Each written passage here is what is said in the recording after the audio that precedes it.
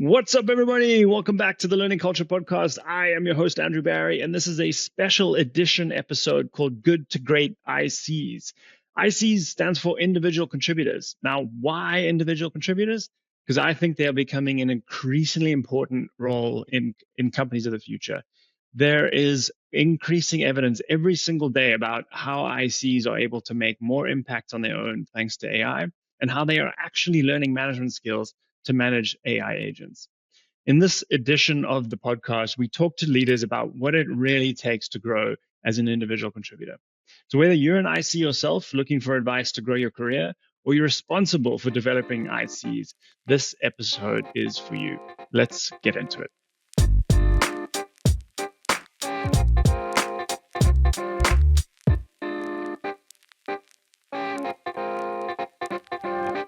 Okay, so Dax, you are no longer an IC. So if we were to cast our minds back to when you were, if you were to do that, and I'd love to know what was an aha moment you had as an IC that completely changed how you showed up at work. Yeah, it's a great question. When I first started IC work or really just started my career, Mm, the big focus was just on making money. I think that's true for most folks. It's just make some money. right. And that works. It works for the beginning. But what starts to happen is you just fall into the routine of day in, day out, go to the same job, the same company, leave with the paycheck, and you lose that sense of fulfillment. And I realized one day I just wasn't feeling fulfilled. And so when I sat and really thought about it, I realized the answer was kind of in front of my face. It's most companies, at least the companies I've worked for, have core values or company principles, and they're kind of this guiding light for you to know if that even is the right company to work for in the first place, and then also know where to invest your time and your energy. And I just always thought, it's just kind of fluff.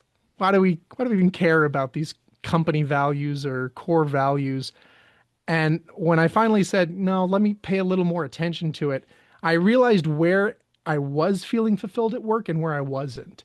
And some of those values, they lined up really nicely with me. And in others, I kind of just said, well, I don't really believe in that. But I decided that if I wanted to completely invest myself into my work, I needed to work for a company where I aligned with the company principles. So at that time, I made a conscious decision to look for a company where I did align with those principles.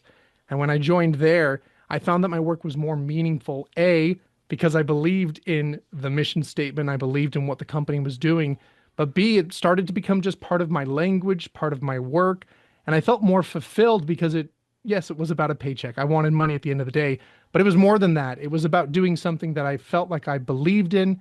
It was doing something that I felt was making a difference in the way that I wanted to make a difference. And it was working with people who felt the same way that I did about that work. Mm. Wow, that may have been a good question, but that was a great answer. I Thank you.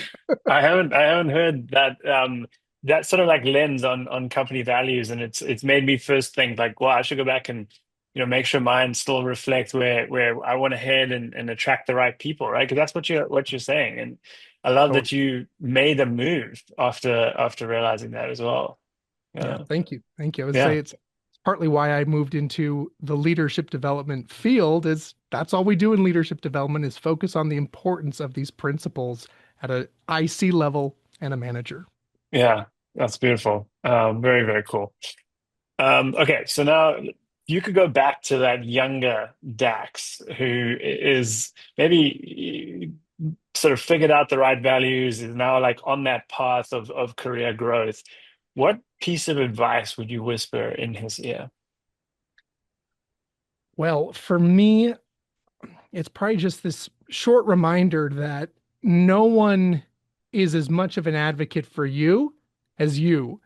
And Mm, what I mean by that is there was a time in my career where I had a manager who really pushed me to do lots of great things, challenged me and said, "How are you developing yourself?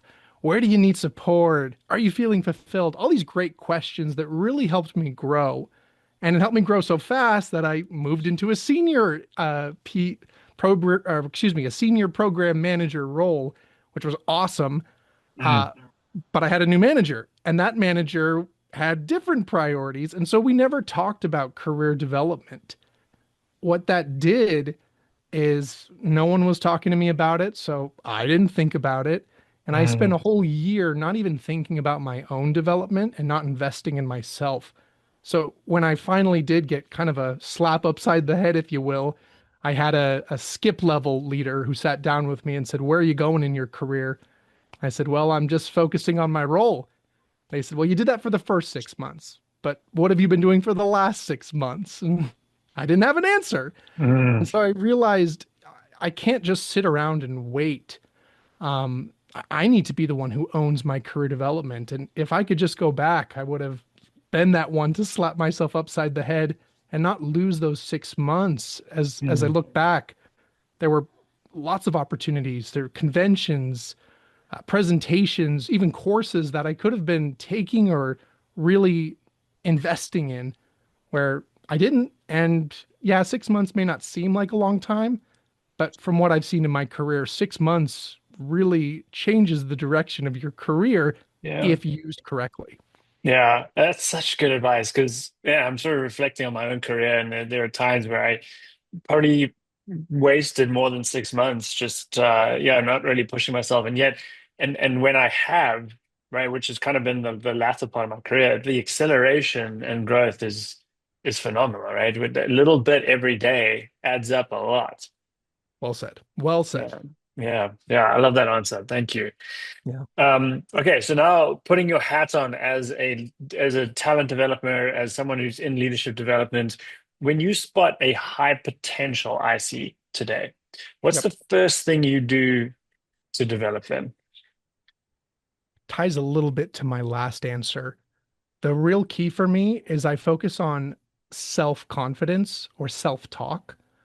I find with high potential ICs, they usually know how to do the job very well. So I don't really need to work on the job per se as much as I do what are they saying to themselves? What do they believe they can achieve? And as humans, we have so many limiting beliefs where we say, I got to this role because someone opened the door for me, or I did this because of someone else.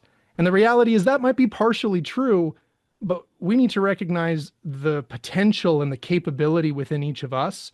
So what I do to this day, when I work with an IC who I see that potential in them, I know they can go to that next level. I immediately start by saying, talk to me about what do you say to yourself each day? What do you say to yourself when you go into a review session or when you're getting feedback? A lot of the times, if there's that overly critical or perhaps negative self-talk where you say, you're not as good as you think you are, or everyone hates the work you do. Granted, I'm making these up here, but that kind of language, when it exists, it prevents us from going as far or as fast as we are capable of. So I always focus on that first and make sure that we're changing that self-talk so that it's constructive, it's positive, and it says, yeah, I am capable of more and I can do more. And that's where those ICs tend to go to the next level. Yeah, that is, I see how that links to your previous answer, and such a, what strikes me about that as well is that self-talk is constant, right? Whereas your intervention as a talent developer is like very brief. But if you are focusing on the that, right, as like the root cause, you are unblocking, you are removing a huge blocker, an obstacle for people. Yeah, Yeah, 100%. that's really great. Well, and I find too, I do leadership development. So a lot of that is workshops, courses. Those Yeah. are, to your point, they're one time.